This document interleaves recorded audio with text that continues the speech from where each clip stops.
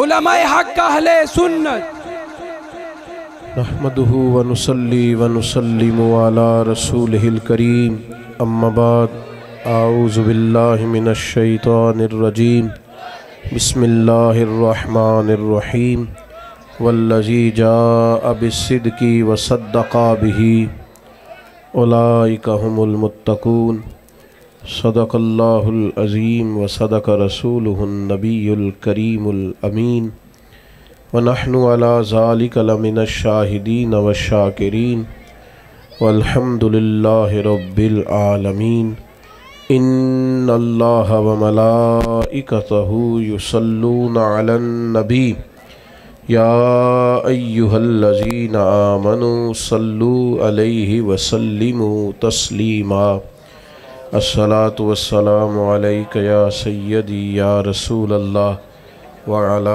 آلک واصحابک یا حبیب اللہ الصلاة والسلام علیک یا سیدی یا نبی اللہ وعلی آلک واصحابک یا سیدی یا نور اللہ۔ درود شریف پڑھیں سارے دوست۔ الصلاة والسلام وعلی آلک واصحابک یا حبیب اللہ۔ حمد و صلات کے بعد انتہائی عزت و تکریم کے لائق دوستوں، قابل صد احترام بزرگوں، بھائیوں اور بالخصوص اسٹیج پہ جلوہ فراز حضرات علماء کرام، ہمارے حضرت مولانا بشارت علی اتاری صاحب نے اہتمام کیا اپنے احباب کے ساتھ مل کے، اللہ سب کو جزائے خیر عطا فرمائے۔ چونکہ یہ نذرانہ عقیدت ہے، امیر المومنین خلیفہ اول بلا فصل افضل البشر بعد الانبیاء بالتحقیق حضرت سیدنا ابو بکر صدیق رضی اللہ تعالیٰ عنہ کی عالی مرتبت بارگاہ میں چند ایک گزارشات مختصر سے وقت میں آپ کی خدمت میں عرض کرنی ہے۔ سب سے پہلے تو یہ سمجھ لیں کہ ان محافل کا مقصود کیا ہوتا ہے اور اس سے ہم عکس کیا کرنا چاہتے ہیں۔ ان محافل کے دو قسم کے مقصد ہوتے ہیں۔ ایک مقصد تو یہ ہوتا ہے کہ ان عظیم المرتبت شخصیات کی بارگاہ میں خراج عقیدت پیش کیا جائے، اپنی محبتوں کا نذرانہ پیش کیا جائے، جنہوں نے خدمت دین متین میں اور نبی پاک علیہ الصلوۃ والسلام کی غلامی میں اور کتاب و سنت کی ترویج و اشاعت میں اتنا بڑا کردار ادا کیا۔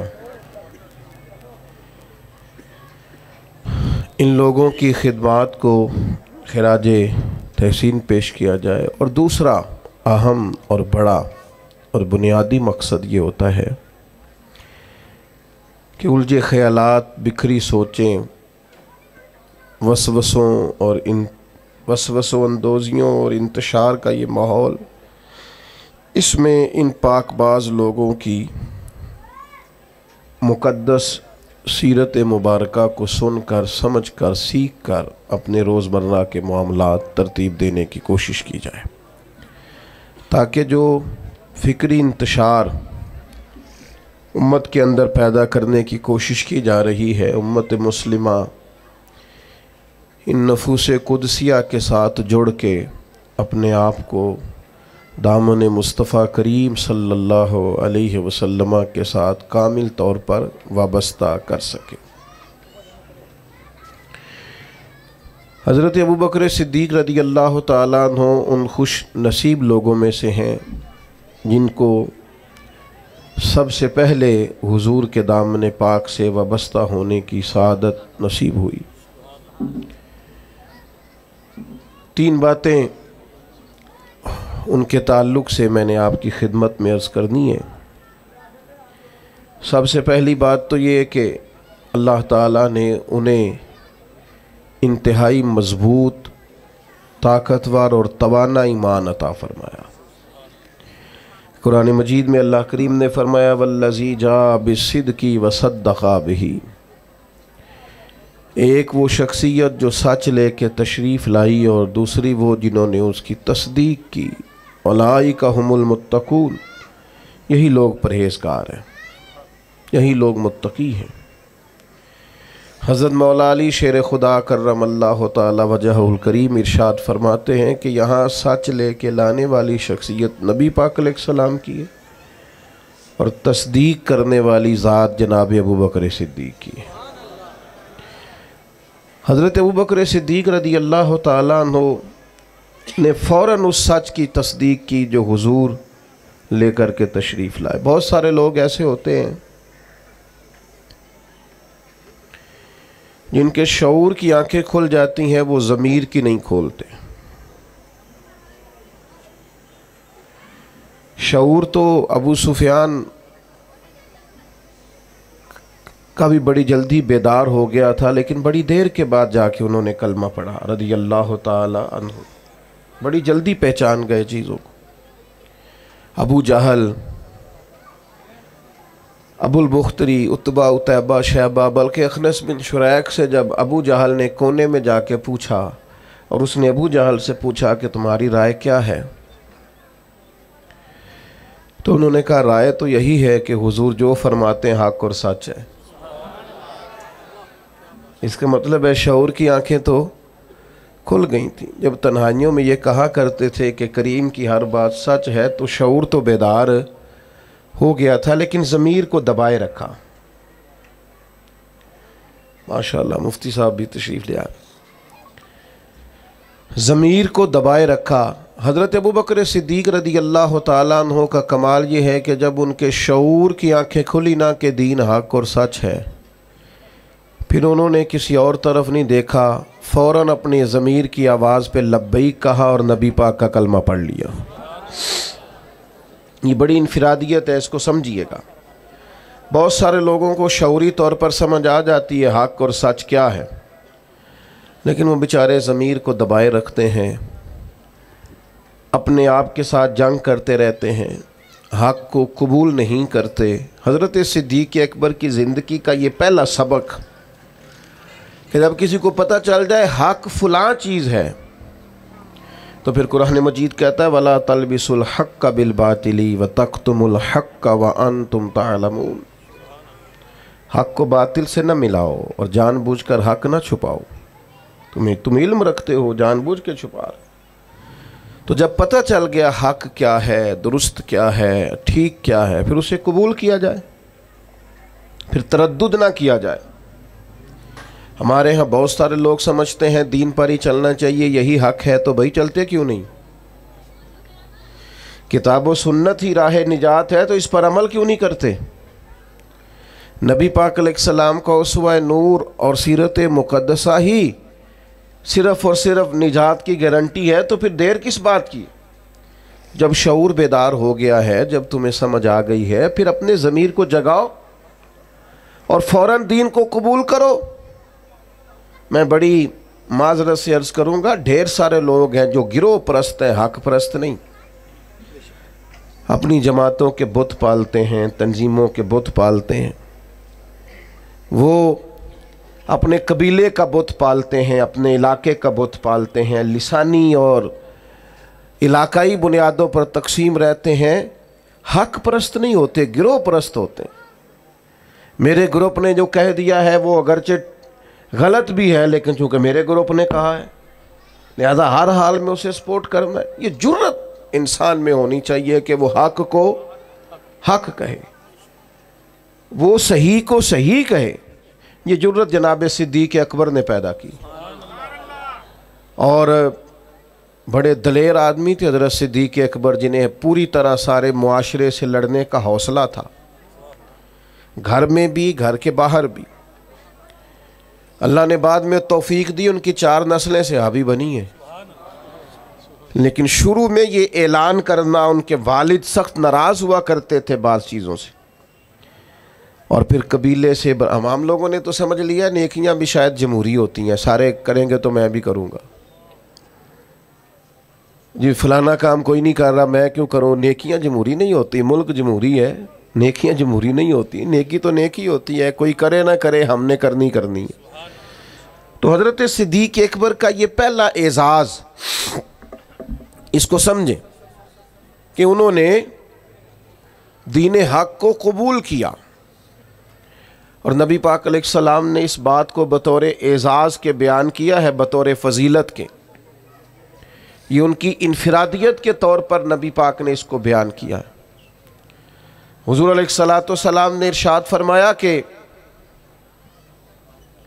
میں نے جس کے سامنے بھی دین پیش کیا ہے اس نے تردد کیا. کچھ لوگوں نے دلیل مانگی، حضور کے پاس دلیلوں کی کمی تو نہیں، سرکار تو خود سراپا دلیل ہے. یا ایھا الناس قد جاءکم برہان من ربکم، اے لوگو یہ محبوب تمہارے پاس رب کی دلیل بن کے آئے. کریم فرماتے ہیں جس کے سامنے بھی دین پیش کیا اس نے تردد کیا ہے. فرمایا یہ صرف میرے ابو بکر صدیق ہیں، میں نے دین پیش کیا ہے، لیٹ کی کوئی نہیں، فوراً ہی کلمہ پڑھ کے مسلمان ہو گئے. حق کو فوراً قبول کرنا اور فوراً حق کی تصدیق کرنا اور فوراً حق کے سامنے سر کو جھکانا، یہ پہلا سبق ہے جناب صدیق اکبر کی زندگی کا. دیٹ نہ کریں، کمزور نہ بنیں، ٹوٹتی بکھرتی رائے والے نہ بنیں، کمزور ارادوں والے نہ بنیں. حق جب نصیب ہو اسے قبول کریں. دوسری بات، اسلام یہ کہتا ہے کہ جب تم کلمہ پڑھ لو نا پھر پورے کے پورے دین میں آؤ. یا ایھا الذین آمنوا ادخلوا فی السلم کافہ، اے ایمان والو دین میں پورے پورے داخل ہو جاؤ. جب دین قبول جو کر لیا ہے، مان جو لیا ہے، تو پھر جتنی باتوں کی دین تعلیم ارشاد فرماتا ہے ان ساری باتوں پر عمل کیا جائے. اپنے آپ کو سراپا نیکی بنایا جائے، سراپا خیر ہو انسان کا وجود. جتنی نیکیاں سوسائٹی میں وہ کر سکتا ہے وہ ساری کرنے کا اس کے اندر جذبہ ہو، شوق ہو. ہم کیا کرتے ہیں؟ نیکیاں کرتے ہیں لیکن خالص دینی کاموں کو بھی دنیا داری بنا لیتے ہیں. جنازہ پڑھنا خالص دینی کام ہے. نبی پاک علیہ السلام نے فرمایا ایک مسلمان کا دوسرے مسلمان پر حق ہے. جو حقوق مومن کے مومن پہ ہیں ان میں سے ایک حق جنازہ ہے. لیکن وہ ہم کس لیے جاتے ہیں کہ میرا تعلق بڑا ہے اس کے بیٹے سے، بھائی سے، باپ سے. تو آپ اس تعلق کی بنیاد پر گئے، حالانکہ آپ کو تو کلمے کی بنیاد پر جو تعلق تھا اس بنیاد پر جانا چاہیے. ہم نے کیا کیا؟ دینی کام تھا لیکن اس کو دنیا بنا لیا. یہ ہمارا مذہبی سٹیج ہوتا ہے. تو ظاہر ہے آپ اتنی بڑی تعداد میں لوگ آئے ہیں، آپ کا خیال ہے کہ ایک دیندار آدمی تقریر کرنے آ رہا ہے، لیکن اگر میرے دل میں یہ خواہش ہو کہ بڑے لوگوں میں فیمس ہو جاؤں گا اور ڈھیر سارے لوگ واہ واہ کریں گے اور گھر چاہے کہیں گے کیا بات مولانا نے کیا نقطہ بیان کیا ہے، اگر یہ میرے ذہن میں باتیں آئیں گی تو میں نے دینی کام کو بھی دنیا بنا لیا ہے. ترویج شریعت کے کام کو میں نے ذاتی شہرت کا ذریعہ بنا لیا. یہ دینی کام دنیا بن جائے. دین میں پورے پورے داخل ہونے کا مطلب یہ ہے کہ آپ سراپا خیر بن جائیں. پھر آپ ہر وہ نیکی جس کو دین نیکی کہتا ہے اسے کریں اور ہر وہ چیز جس سے دین روکتا ہے اس سے رکیں. حضرت حسن بصری رضی اللہ تعالیٰ عنہ سے کسی نے کہا تقویٰ کیا ہے؟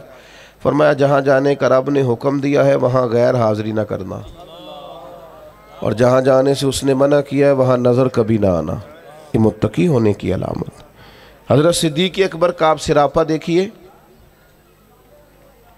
نبی پاک علیہ السلام نے صحابہ سے فرمایا یہ دیکھیں، ہو سکتا ہے معاذ اللہ کسی کے دل میں خیال ہو کہ یہ شاید کوئی معمولی چیزیں ہیں، لیکن یہ تعمیر شخصیت میں اور کردار سازی میں کلیدی حیثیت رکھتی ہیں یہ چیزیں. حضور نے صحابہ سے پوچھا بتاؤ بھئی آج جنازے میں کسی نے شرکت کی ہے؟ تو تمام خاموش تھے. جناب صدیق اکبر نے ہاتھ کھڑا کر کے عرض کی حضور مجھے اللہ نے یہ سعادت عطا کی. نبی پاک علیہ السلام نے فرمایا آج تم میں سے کوئی روزہ دار بھی ہے؟ عرض کی یا رسول اللہ مجھے اللہ نے توفیق دی ہے. صرف حضرت صدیق بولے. پھر نبی رحمت صلی اللہ تعالیٰ علیہ وسلم نے پوچھا آج کسی نے کسی مسکین کو کھانا کھلایا ہے؟ سب خاموش تھے، صرف حضرت صدیق کو آج یہ اعزاز حاصل ہوا، ہاتھ کھڑا کر کے عرض کی یا رسول اللہ مجھے یہ موقع ملا۔ یعنی جس سوال پر سرکار استفسار کرتے اسی سوال کے جواب میں جناب صدیق اکبر ہاتھ کھڑا کر کے کہتے یا رسول اللہ مجھے یہ موقع ملا۔ آپ بات کو سمجھیں، جب دین قبول کر لیا پھر سراپا نیکی بن جائے، پھر جو بھی خیر کا کام، حضور علیہ السلام نے فرمایا کسی نیکی کو بھی معمولی نہ سمجھو، کسی نیکی کو بھی معمولی نہ جانو، یہاں تک کہ کچھ نہ ہو سکے تو اپنے بھائی سے مسکرا کے بات ہی کر لو۔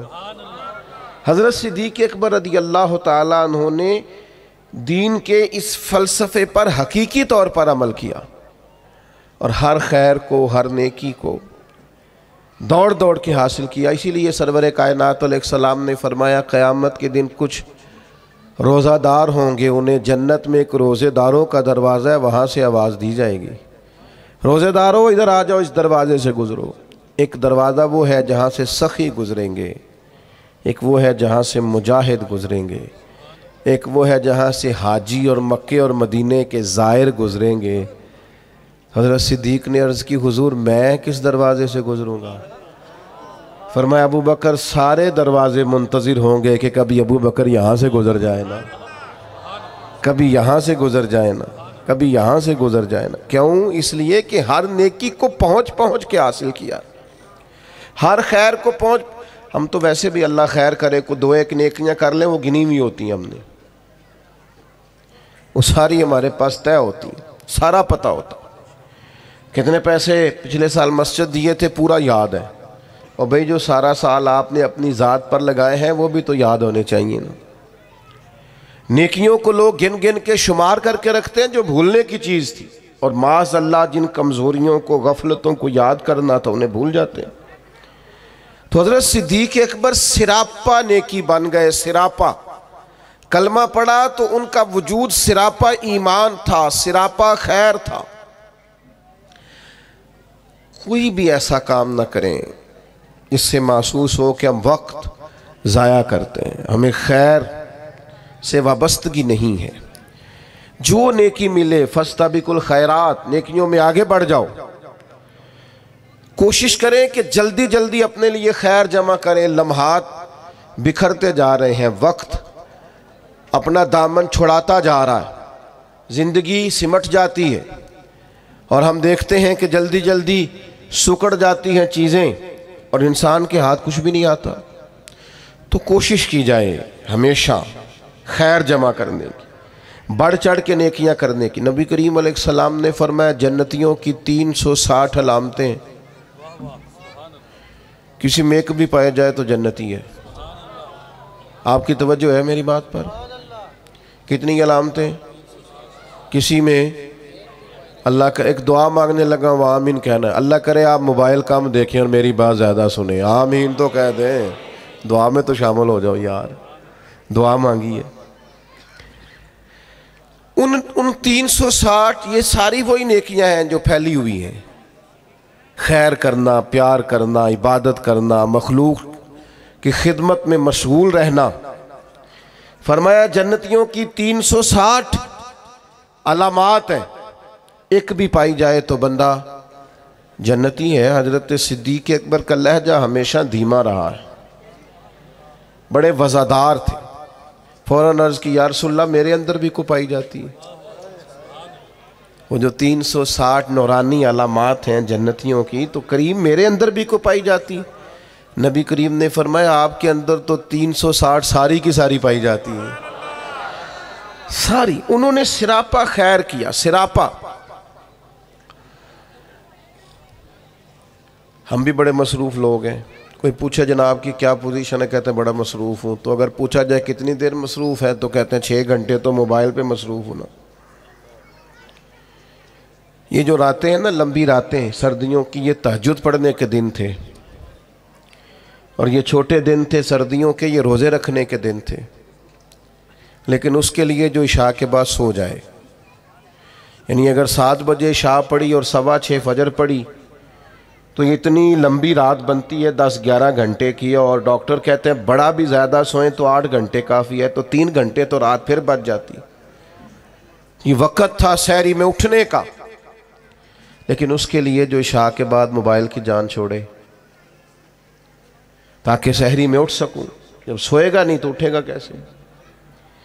ہم اگر مزاج رکھتے ہو نا خیر کا تو اللہ تعالیٰ وقت میں بھی برکت پیدا کر دیتا ہے۔ کہ جو ہمارے بزرگ اتنی اتنی بڑی ضخیم کتابیں لکھ گئے، کتنی کتنی جلدیں ہیں ان کے وقت میں برکت تھی، وقت کو مینج کرتے تھے۔ لیکن خوش گپیاں ہماری سیریں، ہمارا آنا جانا، ہمارا موبائل کو وقت دینا، اس نے ہمیں بڑا الجھا دیا ہے۔ حضرت عمر فاروق رضی اللہ تعالیٰ عنہ بیان فرماتے ہیں، کہتے ہیں ایک نابینا بیوہ اور بے اولاد خاتون تھی مدینہ منورہ میں، تو میں اس کے گھر کا کام کاج کر دیا کرتا تھا۔ وہ ایک دن میں گیا تو میرے سے پہلے ہی کوئی بوڑھی اماں کے گھر کا کام کر گیا۔ آپ غور کیجئے گا، یہ مختلف انداز میں روایت مختلف جگہوں پہ ہے، صاحب کنز المال نے اس طرح لکھی ہے جس طرح میں بیان کر رہا ہوں۔ کوئی مجھ سے پہلے سارے کام کر گیا، بھلا کام کیا تھے؟ گھر میں جھاڑو دینا تھا، برتن مانجنے تھے، پانی بھر کے لانا تھا۔ کوئی مجھ سے پہلے کر گیا، اگلے دن گیا تو پھر کوئی مجھ سے پہلے کر گیا تھا، تیسرے دن گیا تو پھر، اب میں نے کہا ڈھونڈوں تو صحیح بندہ کون ہے؟ فرماتے ہیں کہ میں چھپ کے بیٹھ گیا کہ میں دیکھوں تو صحیح کون ہے جو مجھ سے پہلے آتا ہے۔ تو کہتے ہیں سحری کا وقت تھا، امیر المومنین، خلیفۃ المسلمین، جانشین مصطفیٰ کریم صلی اللہ تعالی علیہ وسلم حضرت صدیق اکبر کا دروازہ کھلا۔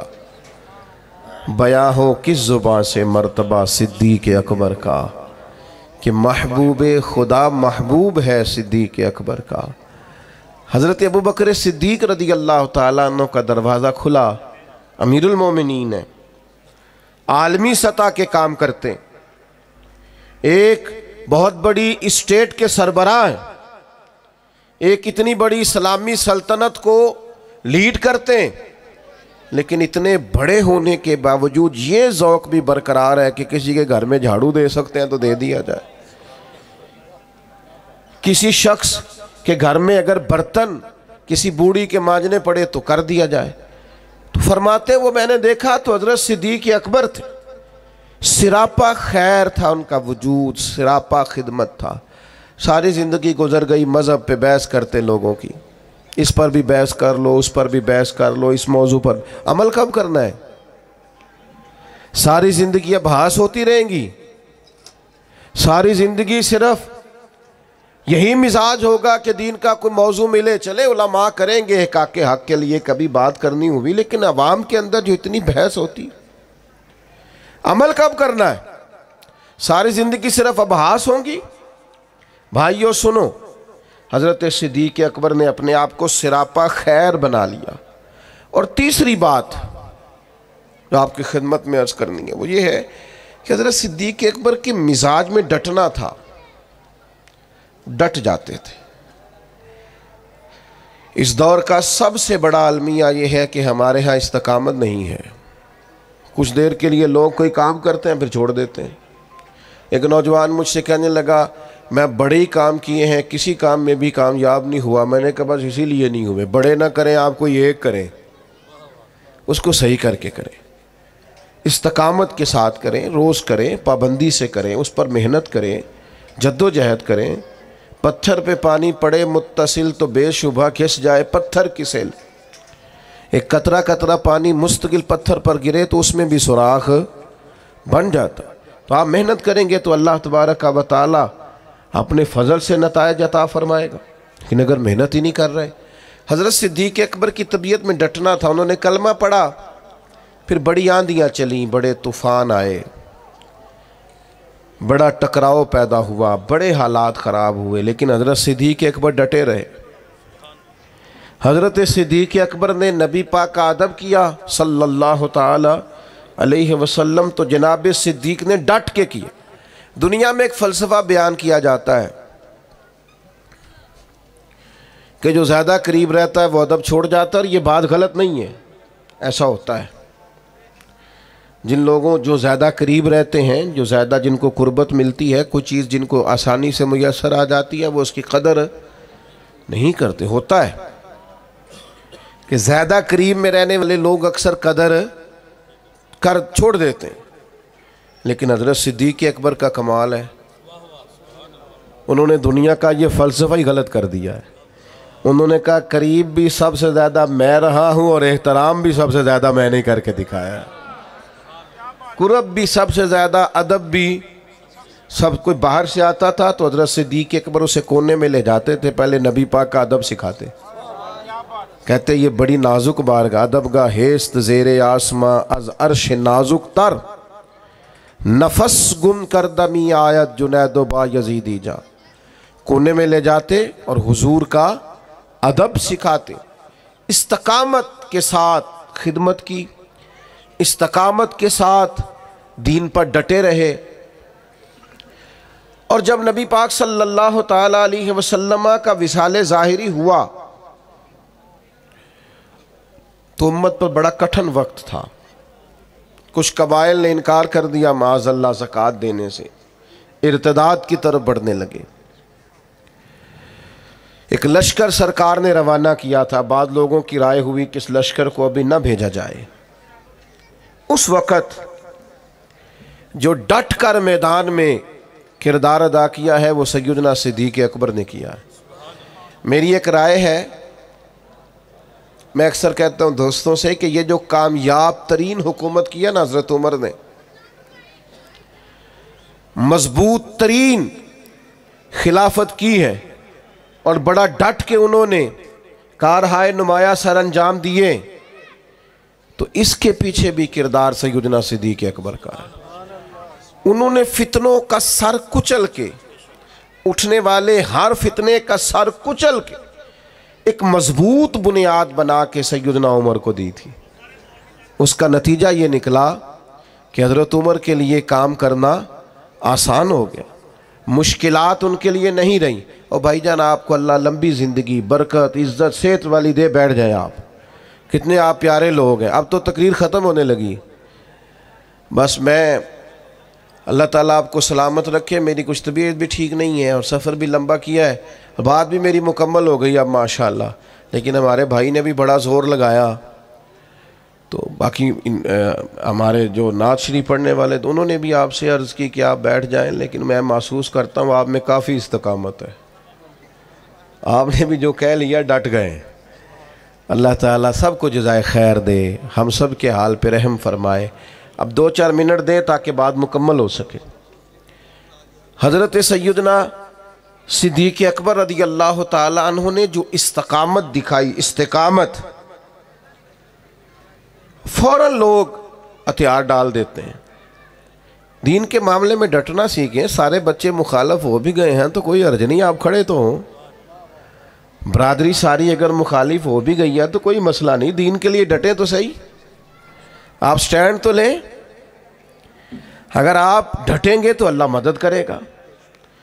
حضرت عمر رضی اللہ تعالیٰ عنہ نے آن کر کے حضرت صدیق اکبر سے یہ عرض کیا تھا کہ حضور ابھی حالات اور ہیں، آپ کم از کم یہ لشکر ہی نہ بھیجیں، مانعین زکوٰۃ معاذ اللہ منکرین ان کے خلاف لڑنا ہے، حالات اس طرح کے نہیں ہیں، ذرا بہتری ہو جائے گی۔ تو حضرت ابو بکر صدیق جو اپنے مزاج کے لحاظ سے نرم خو تھے،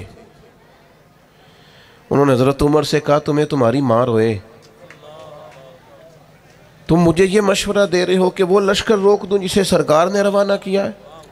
فرمانے لگے میں مدینہ منورہ میں اکیلا بھی رہ گیا اور جنگل کے درندے آ کے مجھے نوچنے بھی لگے تو میں تنہا مقابلہ کروں گا، لیکن وہ لشکر ضرور جائے گا جسے مدینے والے محبوب نے روانہ کیا۔ یہ استقامت، یہ ٹھہرنا، ذرا کھڑے ہونا۔ اچھا کئی دفعہ ایسا ہوتا ہے وقتی طور پر حالات موافق نہیں ہوتے، حالات کی نبض دیکھ کر نہیں چلنا چاہیے، کتاب و سنت کا حکم دیکھ کر چلنا چاہیے۔ حالات موافق نہیں ہیں تو کیا ہوا، ہم حق چھوڑ جائیں گے؟ استقامت ایک نعمت ہے۔ سیدہ عائشہ صدیقہ رضی اللہ تعالیٰ عنہ بیان فرماتی ہیں کہ نبی پاک علیہ السلام نے فرمایا اللہ کو وہ عمل زیادہ پسند ہے اگرچہ تھوڑا ہو پر روز ہو، استقامت کے ساتھ، اس کے اندر کسی قسم کی کمی نہ کی جائے، وہ عمل اللہ تبارک و تعالیٰ کو زیادہ محبوب اور زیادہ پسند ہے۔ تو بھائیو ہمیشہ ان 3 باتوں پر ضرور عمل کریں۔ ایک تو حق جب مل جائے تو پھر اسے چھوڑنا، قبول کرنا ہے اسے۔ دوسری بات یہ کہ دین جب قبول کر لیا تو پھر دین کی ساری خیر پر عمل کریں، پھر جد و جہد کریں، پھر کوشش کریں کہ جو نیکی ملے اسے جلدی سے کر گزریں۔ ہمارے ہاں بہت سارے کام ہوتے ہیں ہم کر سکتے ہیں لیکن ہم توجہ نہیں کرتے، ہمارا وقت ضائع ہوتا ہے۔ نبی پاک علیہ السلام نے فرمایا صبح جب دن چڑھتا ہے تو دن اعلان کرتا ہے آج آیا ہوں، آج کے بعد نہیں آؤں گا، جو عمل کرنا ہے کر لو، تو خیر کر لیں جتنی ہو سکتی۔ اور تیسری بات اور اہم اور بنیادی اور کلیدی بات یہ کہ دین کے مسئلے میں استقامت دکھائیں، کھڑے ہوں، ڈٹ جائیں۔ آپ حق پر کھڑے ہوں گے تو اللہ مدد فرمائے گا۔ ذرا سی بات ہوتی ہے نا شادی کے موقع پر کہ میں بھائی یہ بینڈ باجا، یہ عورتوں کی مووی، یہ تماشا میں نہیں کرنے دوں گا، اتنی سی جرت بھی لوگ نہیں کرتے، اپنے گھر میں نہیں کر سکتے۔ وہ جو سب کو دین نافذ کرنے کی بات کر رہے ہوتے ہیں وہ اپنے گھر کے اندر اتنا نفاذ نہیں کرا سکتے۔ ویسے کوئی دوست ملنے آئے تو ڈرائنگ روم میں آئے گا، مووی والے کو اجازت ہے، وہ سب بیویوں کے بیچ گھوم رہا ہے، معاذ اللہ۔ ہمیں خیال ہی نہیں آ رہا کہ یہ اتنا بڑا ہم بربادی والا کام کر رہے ہیں۔ پہلے تو کچھ شادیوں پہ جانے کا موقع ملتا تھا تو مردوں عورتوں کے بیچ ایک پردہ لگا دیا جاتا تھا، اب تو چند شادیوں کے بارے میں خبر ملی وہ پردہ بھی اٹھ گیا ہے، اب سب اکٹھے بیٹھتے ہیں۔ اکبر الہ آبادی نے کہا تھا بے پردہ کل نظر آئیں جو چند بیبیاں، تو اکبر زمین میں غیرت قومی سے گڑ گیا، پوچھا جو ان سے بڑھ کے کہ تمہارا پردہ کدھر گیا، کہنے لگی وہ عقل پہ مردوں کی پڑ گیا، مردوں کی عقلوں پہ پڑ گیا، ہم اب پردہ نہیں کرتی۔ آخری گزارش میری آپ سب حضرات کی خدمت میں، وہ آپ نے نہایت توجہ سے میری بات کو سننا ہے۔ صحابہ اور اہل بیت کے معاملے میں اپنے آپ کو حساس بنائیں، کسی شخص کی کسی کمزور بات کو کبھی نہ سنیں۔ حضور کے جمیع صحابہ وہ سارے آسمان ہدایت کے ستارے، اور میرے اعلیٰ حضرت فرماتے ہیں نبی پاک کی نسل میں ایک ایک بچہ نور کا ہے، تیری نسل پاک میں ہے بچہ بچہ نور کا، تو ہے عین نور تیرا سب۔ اس کمزوری سے بچیں۔ ہم نے ان کی پیروی کرنی ہے کہ ان پر بحث کرنی ہے؟ ہمیں تو کہا گیا تھا ان کی پیروی کریں۔ آپ نے کبھی دیکھا ہے کہ اسٹوڈنٹ کلاس میں بیٹھے ہوں، ٹیچر پڑھانے کے لیے آئے تو وہ کہے کتابیں کھولے، تو ٹیچر جواب میں کہے جناب، وہ شاگرد جواب میں کہیں کہ آپ یہ بتائیں کہ آپ کی تعلیم کتنی ہے؟ یہ شاگرد کو اجازت ہے کہ وہ کھولتا پھرے، وہ کہے جناب آپ بی اے ہیں تو بی ایڈ بھی ہیں کہ نہیں، اور اگر بی ایڈ بھی ہیں تو بتائیے کہ آپ سفارش پہ ہیں کہ میرٹ پہ ہیں؟ یہ سوال کرنے کی اجازت دیتا ہے ٹیچر؟ وہ کہتا ہے تو کتاب کھول اور سبق پڑھ، تو سبق پڑھ۔ یہ مجھ سے پوچھیں گے، ہیڈ ماسٹر صاحب پوچھیں، پرنسپل صاحب پوچھیں تو کون ہے؟ تو شاگرد ہے؟ تو بھائی صحابہ کے مشاجرات میں پڑھنے کی اجازت نہیں ہے۔ ہم نے تو ان سے فیض لینا ہے، ہم نے تو سیکھنا ہے، ہم نے تو دیکھنا ہے کہ صداقت سیکھنی ہے تو آؤ دروازہ ابو بکر پر، عدل سیکھنا ہے تو آؤ دروازہ فاروق اعظم پر، شرم و حیا، وزاداری، حسن سیکھنا ہے تو آؤ نا سیدنا عثمان غنی کی بارگاہ میں آؤ۔ اور اگر ڈٹ کر جینا سیکھنا ہے، شجاعت سیکھنی ہے، فقاہت سیکھنی ہے، علم سیکھنا ہے، معرفت سیکھنی ہے تو آؤ سیدنا مولا علی کے دروازے پر۔ تو یہاں سے تو پانا ہے، سیکھنا ہے۔ ہم ابحاث میں الجھے ہوئے ہیں، اور پاک باز لوگوں کے بارے میں معاذ اللہ تعالیٰ ایسے لوگوں کی باتیں سنتے ہیں جو لوگ ہمارے دلوں میں وسوسہ اندوزی کرتے ہیں۔ تو میرے عزیز بھائیوں، حساس ہو جائیں اس مسئلے میں، تقویٰ کے ساتھ ان لوگوں کی زندگی کو لیں۔ اتنا بڑا خوبصورت اجتماع اللہ اپنی بارگاہ میں قبول کرے۔ آخر دعوانا الحمدللہ رب العالمین۔ سلام ہوگا، مفتی صاحب دعا کریں۔